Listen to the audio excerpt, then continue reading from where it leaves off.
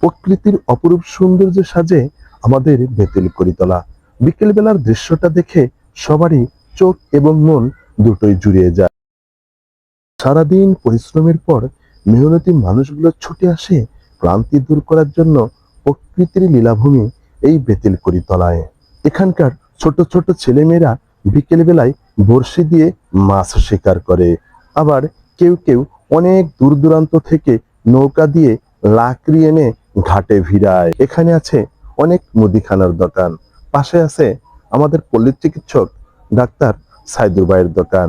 যদি কারো কোনো অসুবিধা হয় তাহলে তাকেই খুব সহজেই হাতের নাগালে পাওয়া যায়। তাই গুরুত্বর দিক দিয়ে আমাদের সাইদুর ভাই অনেক গুরুত্বপূর্ণ একজন ডাক্তার। একটু পরেই দেখব অনেক লোকের সমাগম। এখানে আমাদের খুশি হুজুর আছে, রহমান চাচা আছে। একটু পরেই আবার পাবো আমাদের সেই ইদ্রিস শেখের দোকান। ইনি মুদিখানার দোকান দিয়ে খুব সহজেই দোকান পরিচালনা করেন। তারপরে পাবো আমাদের সেই সুন্দর মাসুদ ভাই। ইনি একজন অভিনেতা ছিলেন, নাট্যকার ছিলেন, এখন সুন্দর মুদিখানার দোকান দিয়ে তার জীবিকা নির্বাহ করছে। পাশে পাবেন আমাদের সেই সুন্দর আব্দুল্লাহ ভাই। আব্দুল্লাহ ভাইয়ের দোকানটা। তারপরে পাবো আমরা সেনা ভাই, রফিক ভাই এবং আসাদ মালকে। তারপরে দেখেন হাঁটি হাঁটি পা পা করে দেখতে পাবো এখানে আমাদের সেই বেতিল গ্রামের দুলে ভাই। তারপরে পাবো এখানে এই বেতিল ঘাট। বেতিল ঘাটে অর্থাৎ করিতলার ঘাটে এপার থেকে দেখেন ওপারের দৃশ্যটা অনেক সুন্দর। তারপরে দেখতে পারতেছি আমাদের রাজ্জাক ভাই। রাজ্জাকে বসে আছে আসাদুজ্জামান হুজুর আমার সাথে মজা করতেছিলেন। পাশেই দেখতে পেলাম মুজাম হাজিকে। তারপরে দেখেন আমাদের এই মুহূর্তে চলে আসলো মুন্নাফ ভাই। মুন্নাফ ভাইয়ের চায়ের দোকান, সারাদিন ভিড় থাকে, খুব হাস্যোজ্জ্বল মুখ। পাশে বসে আছে আমাদের ইমাম হাসান স্যার। ইনি হচ্ছে বেতুল স্কুলের সুনামধন্য একজন টিচার, একজন শিক্ষক। তারপরে দেখতে পাচ্ছি আমাদের মুহুরী আলী ভাই। ইনি গুরুত্বের দিক দিয়ে কম নয়, এলাকার খুবই সুনামধন্য ব্যক্তি এরা। এদের জন্য আমাদের বেতিল গ্রামটা তরতাজা হয়ে আছে। অনেক সুন্দর দেখেন লীলাভূমি।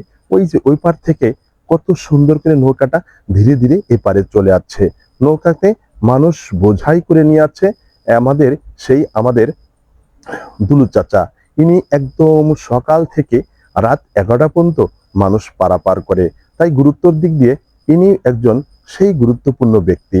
এখন দেখাবো আমাদের সেই চা বানানোর কৌশলটা। মুন্নাফ ভাইয়ের চা বানানোর কৌশল দেখেন আপনারা, অনেক সুন্দর করে চা বানায়।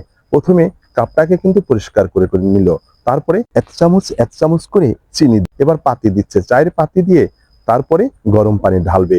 দেখেন প্রথম যে গরম পানিটা ঢালবে এটা প্রথমে আগে ফেলে দিবে বাহিরে, তারপরে ধীরে ধীরে কাপের ভিতর সুন্দর করে পুটিং করে দিবে।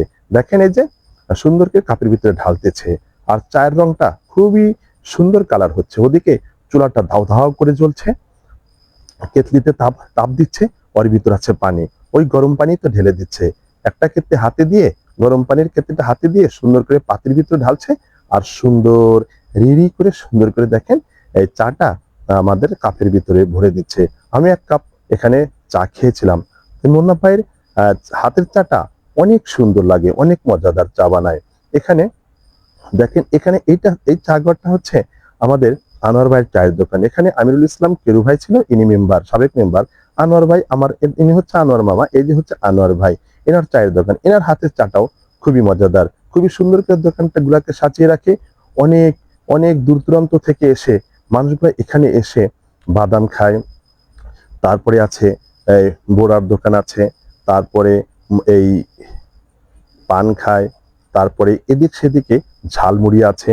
এই যে এখানে বোরা বানায়, চপ বানায়, পুরি বানায়, এরকম ভাবে চলে বিকেল বেলার সেই এদিকে আসাদুজ্জামান ওস্তাদজি ওপার গিয়ে নামাজ ধরবে বলে মুন্নাফ ভাই তাকে অন টাইমের কাপে চা এগিয়ে দিচ্ছে।